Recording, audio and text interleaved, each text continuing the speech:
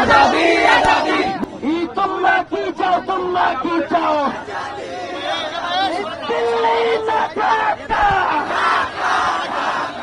হাসিনার বিপক্ষে কথা বলতে কোনো ক্যাম্পাস লাগে না, ভারতের বিপক্ষে কথা বলতে কোনো ক্যাম্পাস লাগে না।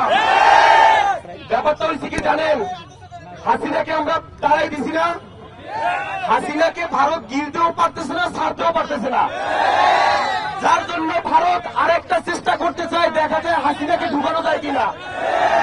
সুতরাং দিল্লি না ঢাকা, দিল্লি না ঢাকা। দিল্লির ভাইয়েরা দাদারা, আমরা গণ অভ্যুত্থান ঘটালাম দাদাদের দাদাগিরি করার জন্য না, ভারতের সাথে সম্পর্ক হবে চোখে চোখ রেখে। আপনি অর্ডার করবেন আর আমরা চোখ বুঝে দাদা দাদা করবো, এটা চলবে না। মনে রাখবেন এটা নতুন বাংলাদেশ।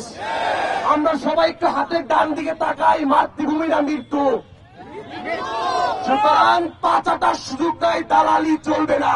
ভারতের সঙ্গে আমাদের সম্পর্ক হবে বন্ধুত্বপূর্ণ সম্পর্ক হতে পারে ঠিক তখন যখন ভারত মনে করবে বাংলাদেশ একটা রাষ্ট্র, বাংলাদেশের অভ্যন্তরীণ বিষয়ে ভারত কোন রকমের নাক গলাবে না।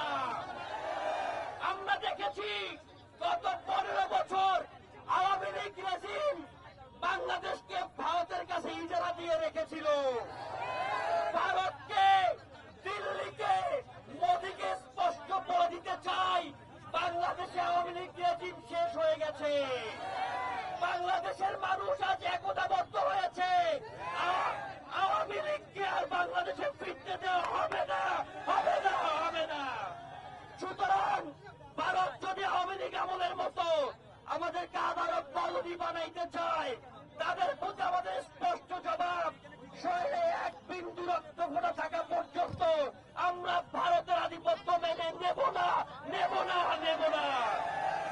সুতরাং দিল্লি স্পষ্ট করে যাতে শুনে রাখে, যেমন করে দিল্লির গোলাম হাসিনাকে আমরা পালাইতে বাধ্য করেছি, দিল্লিকেও তেমন করে আমরা রুখে দিবই দিব ইনশাল্লাহ।